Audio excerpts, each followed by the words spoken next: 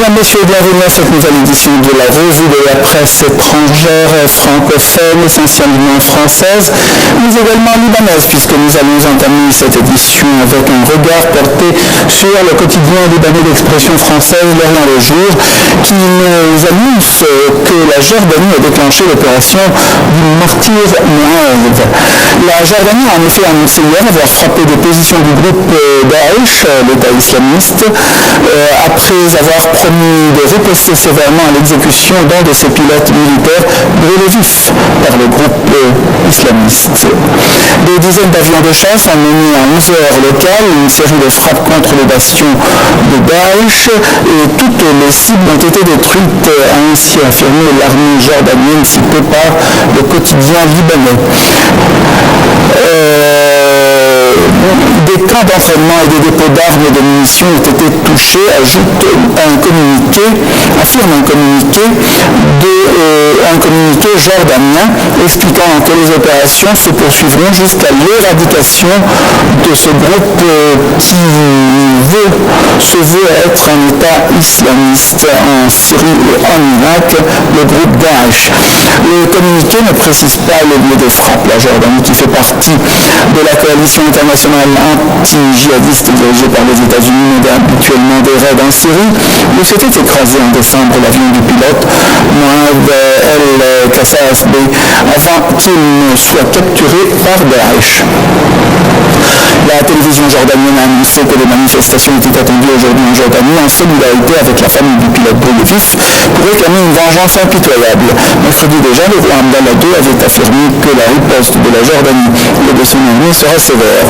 Accompagné du Premier ministre Abdallah Mansour, Abdallah II s'est également rendu hier après-midi chez la famille du pilote à Karak, à 120 km de Amman, où une immense tente avait été dressée pour recevoir les condoléances. Pour les analystes, l'atrocité de l'exécution du pilote a poussé l'ensemble des Jordaniens à se ranger derrière leur gouvernement, donnant une légitimité populaire à la participation du royaume à la guerre anti-djihadiste. La Jordanie a affirmé le frère Hassan Abouhni pourrait même envisager une intervention terrestre. De l'autre côté de la frontière, Washington a positionné dans le nord de l'Irak, où la coalition anti-djihadiste mène également des raids, des équipes de sauvetage pour les rapprocher des zones de bombardement et faciliter d'éventuelles opérations de secours de pilotes. Des avions de chasse français ont neutralisé par ailleurs une cinquantaine de combattants islamistes ainsi que plusieurs véhicules et leurs occupants ces derniers jours en Irak, selon l'état-major des armées hier.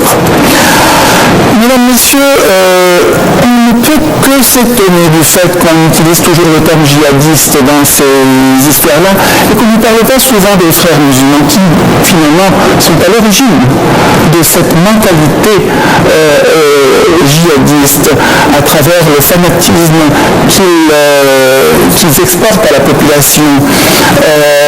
Pourquoi ne demande-t-on pas aux islamistes réfugiés en Europe ou en Amérique de s'exprimer à l'égard de ces choses, tant en langue du pays d'adoption, comme l'anglais ou le français ou autre, ou l'allemand, qu'en arabe aussi, parce que très souvent le discours en langue européenne qui s'adresse à des occidentaux est très différent du discours utilisé pour toucher les populations arabophones ou musulmanes. Il serait souhaitable que les États européens et que les médias européens essayent de discerner cette duplicité dans les paroles des islamistes. Nous n'allons pas quitter l'Orient le jour, quotidien libanais d'expression française comme je vous le disais, sans évoquer le couvre-feu nocturne à Bagdad en vigueur depuis des années qui sera ouvert à partir de demain. C'est en tout cas ce qu'a indiqué Saad Mahan, le porte-parole du ministère de l'Intérieur et du commandement des opérations de Bagdad. La décision a été prise après la visite mercredi du Premier ministre Haïdar al-Abadi au commandement des opérations selon le général Mahan. Ce que veut M. Abadi, c'est que la vie soit autant que possible normale, bien que le gouvernement soit engagé dans une guerre, a indiqué son porte-parole en référence au combat contre le groupe de Daesh qui s'est emparé l'année dernière de larges pans du territoire au nord et à l'ouest de l'Irak. Selon un communiqué de son bureau, M. Abadi a en outre ordonné que les rues importantes de la capitale irakienne soient ouvertes afin de faciliter le mouvement des citoyens et que les quartiers de Azami et Kazemine dans le nord de Belgrade soient des zones démilitarisées. L'instauration du couvre-feu visait à mettre fin aux violences qui ont été particulièrement meurtrières au milieu des années 2000. Les heures du couvre-feu ont varié au fil des années, mais il était récemment en vigueur de minuit à 5 heures du matin, heure locale. Si la capitale est désormais considérée comme à l'abri d'une offensive majeure de Daesh, elle reste cependant le théâtre d'attentats fréquents visant principalement la communauté chiite ou les forces de sécurité.